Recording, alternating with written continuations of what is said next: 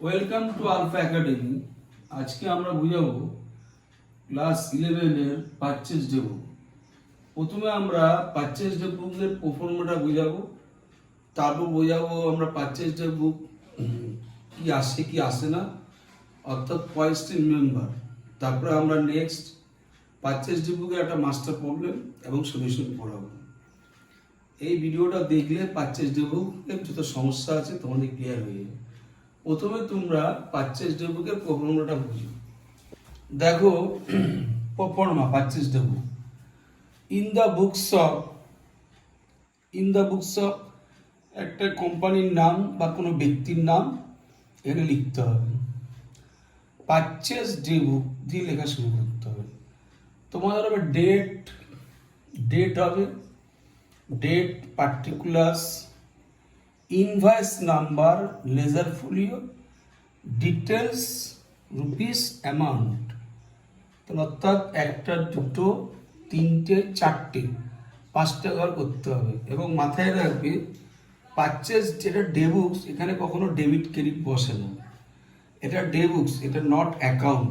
এটা কিন্তু মাথায় খেয়াল রাখবে, এখানে কখনো ডেবিট ক্রেডিট বসবে না। প্রফর্মাটা দেখো, প্রথমে নেম অফ দ্য কোম্পানি, যে কোনো একটা কোম্পানি দিয়ে তোমাকে অঙ্ক করতে বলবে। ধরো এখানে জিও কোম্পানি বা বিড়লা কোম্পানি সামথিং বা XYZ কোম্পানি। এখানে XYZ কোম্পানি, XYZ একটা কোম্পানি ধরো দেবে। এবার তোমাকে একটা কোশ্চেন পেপারে দেবে যে 500 tubes at the rate of 50 টাকা পার ইচ। অর্থাৎ 5টা টিউব কিনেছো, প্রত্যেকটা টিউব হচ্ছে 50 টাকা করে। সে টিউব দিতে পারে, যে কোনো গুডস দিতে পারে।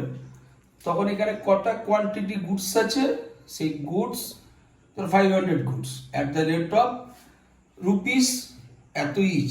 রুপিস একটা ধর 10 টাকা 5 টাকা দিয়ে এটাকে মাল্টিপ্লাই করতে হবে। অঙ্ক করলে আমরা অঙ্ক করাবো, এটা ভালো করে বুঝতে পারবে, কিন্তু প্রবলেমটা তোমাদের মনে রাখতে হবে। এটা মাল্টিপ্লাই করলে তোমাদের এখানে ডিটেলসের ঘরে একটা অ্যামাউন্ট বসাতে হবে। এটাকে লিস্ট প্রাইস বলে। এটাকে আমাদের কমার্স ভাষায় লিস্ট প্রাইস বলি, বা অনেকে এটাকে অরিজিনাল প্রাইস বলে, কিন্তু সঠিক এটা লিস্ট প্রাইস কথাটাই ঠিক। তাহলে প্রথমে তোমাদের লিস্ট প্রাইস বেরিয়ে গেল। এবার পারচেজ ডে বুকের অঙ্কের সিস্টেম হচ্ছে লেস, বিয়োগ করতে হবে। অল টাইম ট্রেড ডিসকাউন্ট বিয়োগ হবে, অল টাইম ট্রেড ডিসকাউন্টটা বিয়োগ হবে। এবার ট্রেড ডিসকাউন্ট একটা পার্সেন্টেজ দিয়ে দেবে, ধর 10% দিল কি 5% দিল, তখন এই লেস ট্রেড ডিসকাউন্ট 10% যা পার্সেন্টেজ দেবে অন লিস্ট প্রাইস। তখন এই যে লিস্ট প্রাইসটা, এই যে রাইট চিহ্ন মেরেছি, এই লিস্ট প্রাইসের উপরে তোমাকে চার্জ করতে হবে। চার্জ করলে একটা লেস ট্রেড ডিসকাউন্টের টাকাটা এই বেরোবে। ক্রস দিয়ে দেখানো হয়েছে, ক্রস দিয়ে দেখানো হয়েছে। তার মানে এটা লেস আইটেম। তখন ডিটেলসের ঘরে তোমাকে লিস্ট প্রাইস থেকে এই ট্রেড ডিসকাউন্টের যে অ্যামাউন্টটা, এটা বিয়োগ করতে হবে। এটা বিয়োগ চিহ্ন আমি দিয়েছি, বিয়োগ করতে হবে। বিয়োগ করলে এটা তোমাকে একটা টাকা বেরিয়ে যাবে। এটাকে বলা হয় নেট প্রাইস। নেট মানে কি, লিস্ট প্রাইস থেকে ট্রেড ডিসকাউন্ট বিয়োগ করে যে অ্যামাউন্টটা পড়ে থাকে সেটাকে বলা হয় নেট প্রাইস। তাহলে আমাদের লিস্ট প্রাইস থেকে ট্রেড ডিসকাউন্ট বিয়োগ করে নেট প্রাইসটা বেরিয়ে গেল। এরপর নেক্সট কাজ, অ্যাড তোমাদের সেলস ট্যাক্স বলতে পারে, সেলস ট্যাক্স 10% বলতে পারে। এখন আমাদের নতুন সিলেবাসে জিএসটি ঢুকেছে। তাহলে সি হচ্ছে সেন্ট্রাল জিএসটি, এস হচ্ছে স্টেট জিএসটি। যেরকম জিএসটি একটা পার্সেন্টেজ দেবে, এটাতে ঘাবড়ানোর কিছু নেই। ধরো সি জিএসটি মানে সেন্ট্রাল জিএসটি পুরো নাম। সি জিএসটি ধরো 5% দিল, সে চার্জ করতে হবে। স্টেট জিএসটি, এস জিএসটি 5% দিল, চার্জ করতে হবে। ভ্যাট 5% দিল, যাই দেবে, যে কোনো অবলিক মেরে দিলাম। ওই ইন্ডিয়ান জিএসটি, তুমি যদি কোনো অন্য দেশের সাথে ব্যবসা করো তাহলে ইন্ডিয়ান জিএসটি মারতে হয়। আর ইন্টার ব্যবসা করলে সেন্ট্রাল জিএসটি বা স্টেট জিএসটি মারতে হয়। করে অ্যাট দ্য রেট অফ একটা পার্সেন্টেজ দিয়ে দেবে, সেটা নেট প্রাইসের উপর চার্জ করতে হবে। নেট প্রাইস মিনস এই যে নেট প্রাইসটা বেরোলো লিস্ট প্রাইস থেকে ট্রেড ডিসকাউন্ট বিয়োগ করে যে নেট প্রাইসটা বেরোলো, তার উপর একটা পার্সেন্টেজ চার্জ করতে হবে, সেটা সেল ট্যাক্স হোক, সিজিএস হোক, যেখানে সামথিং যাই হোক, সেটা নেট প্রাইসের উপরে তোমার চার্জ করতে হবে। নেট প্রাইসটা এই যে দেখিয়ে দিয়েছি স্কোয়ার বক্স করে, সেই স্কোয়ার বক্সের উপর তোমাকে চার্জ করে তোমাকে এটা বার করতে হবে, এটা অ্যাড হবে। তার মানে এটার সঙ্গে বিয়োগ করে এটা বেরোলো, এটা অ্যাডের আইটেমটা এখানে বসালাম, এই 4টে জিরো টাইপের, এটা অ্যাডের আইটেম বসালাম। নেক্সট আরও কিছু অ্যাড হবে, কিন্তু এই আইটেমগুলো কোনো পার্সেন্টেজ থাকবে না। এগুলো শর্টকাট হচ্ছে যে কোনো চার্জ, এনি চার্জ অ্যাড হবে।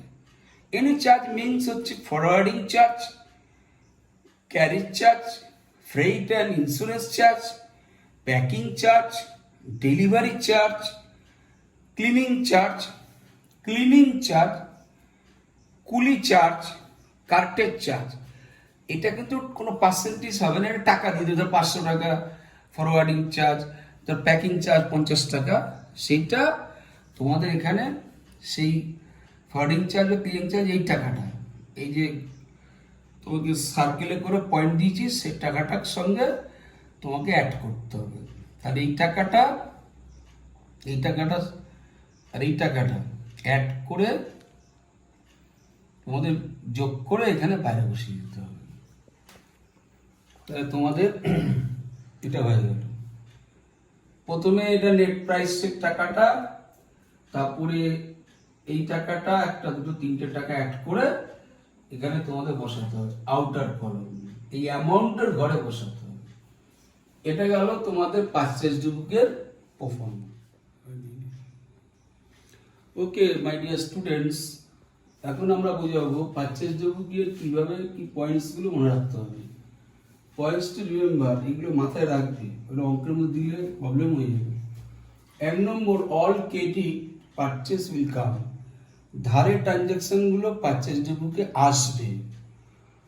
2 নম্বর পয়েন্ট হচ্ছে all cash purchase will not come, নগদে কোনো ট্রানজ্যাকশন পারচেজ বুকে নেবে না। কোশ্চেন পরে যদি ক্যাশ ট্রানজ্যাকশন থাকে তাহলে অঙ্কে আসবেই না। 3 নম্বর point, any assets, furniture, machinery for household purpose, বাড়ির ব্যবহার করার জন্য, কাজের জন্য এই সম্পত্তিগুলো থাকলে এগুলো কিন্তু পারচেজ বুকে নেবে না সম্পত্তি। আরেকটা point, cash discount will not come, cash discount আসে না কিন্তু ট্রেড ডিসকাউন্ট আসে। এটা তো আমরা অঙ্কের মধ্যে লিখেই দিয়েছি, ট্রেড ডিসকাউন্ট লেস হয়। 5 নম্বর পয়েন্ট, এটা প্রফর্মা থেকেই আমরা শর্ট ফর্ম নিলাম।